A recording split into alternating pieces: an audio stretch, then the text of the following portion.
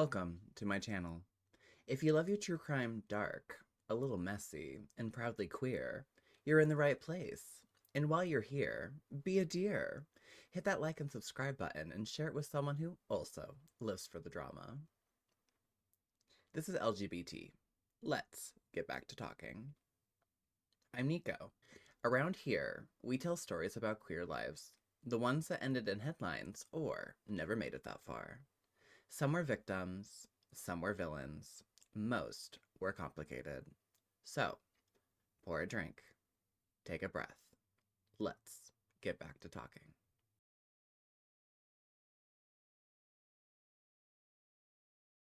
If you're waiting for horns, scars, or a warning label, you won't get one here.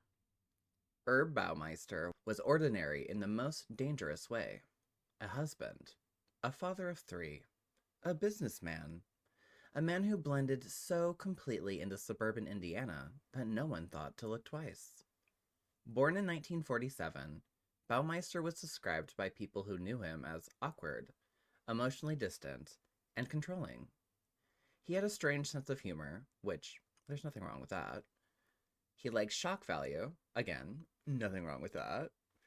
He struggled socially, but none of that made him stand out. That's the thing about predators who survive as long as they do. They don't look like monsters. They look like men who figured out how to hide.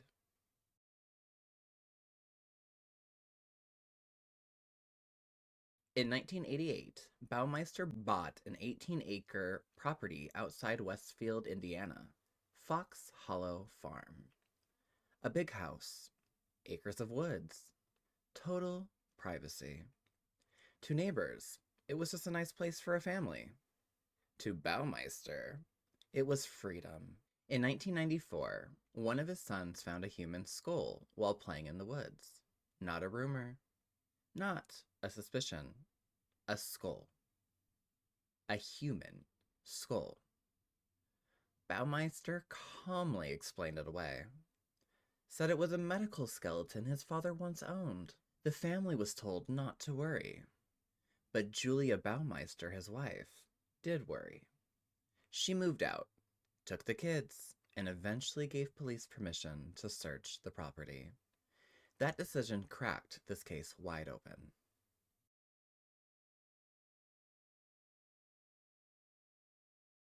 What investigators uncovered at Fox Hollow Farm was not a gravesite.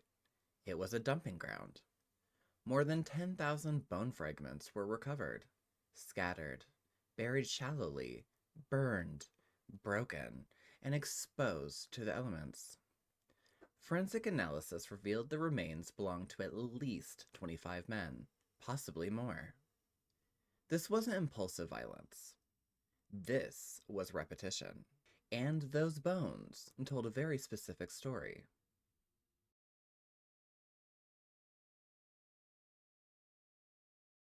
Years later, with advances in DNA and genetic genealogy, some of those fragments were finally given names.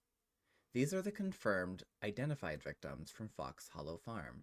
Johnny Bayer, 20. Jeff Allen Jones, 31. Richard Douglas Hamilton Jr., 20. Alan Lee Livingston, 27. Manuel Resendez, 31. Timothy Tim Caston, 34. And Daniel Wayne Holleran, 34. They disappeared between 1989 and 1993. Most were last seen at gay bars or LGBTQ-friendly spaces in Indianapolis. They were sons, friends, lovers, people with unfinished lives. And they were targeted because they were accessible, because society wasn't watching closely enough. Even now, many Fox Hollow victims remain unidentified. Bones still waiting for names.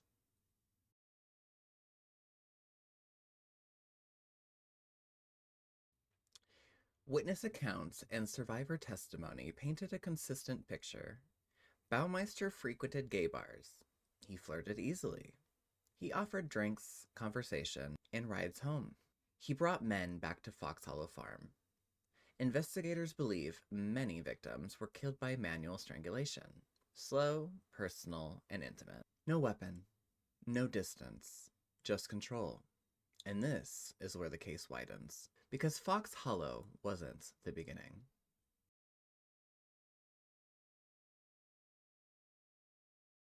Throughout the 1980s, long before Fox Hollow was searched, bodies of young men and teenage boys were being found alongside Interstate 70 in Indiana and Ohio. The similarities were impossible to ignore. Victims strangled, often partially nude, dumped near highways or rural exits, all young, vulnerable men and boys. These cases were treated as isolated. Different counties, different departments. No shared urgency. But after Fox Hollow, investigators began asking the question they should have asked years earlier. What if it was the same man? Baumeister lived and worked in Indiana during the I-70 murders. He traveled frequently. The method matched. The timeline matched. And most chillingly of all, the I-70 murders appeared to pause when Baumeister settled into family life and resurfaced years later at Fox Hollow Farm. Serial killers don't stop. They adapt.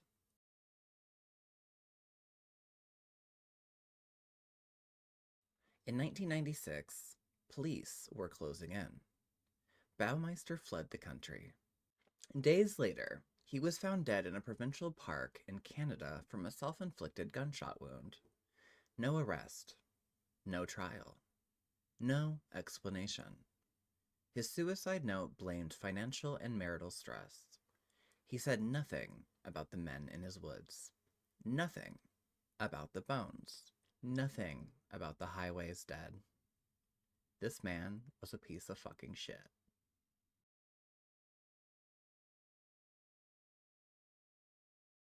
This matters, so listen closely. There are no victims officially and conclusively linked to Baumeister from the I-70 murders. No confession. No forensic evidence tying specific highway victims to him. No trial. That doesn't mean those victims don't matter. It means the truth died with him.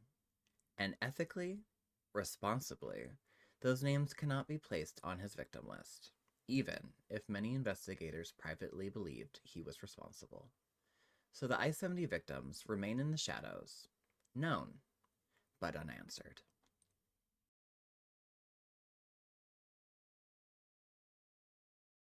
This case isn't just about one killer. It's about how queer victims were overlooked, how jurisdictional gaps protect predators, how normalcy is the best camouflage, and how justice can be delayed for decades or never arrive. Fox Hollow Farm is quiet now, but it isn't empty, because the ground remembers, and we should too. You've been listening to LGBT. Let's get back to talking. I'm Nico, your host, your narrator, your slightly too interested gay friend with a microphone. And every week, we dig into queer lives brushed out of the margins. The victims, the villains, and the beautifully complicated ones who lived in between. If you like tonight's story, go ahead and follow, subscribe, give a like, leave a comment, or just whisper sweet nothings into the void. I hear everything. Until next time, pour a drink, take a breath. Let's get back to talking.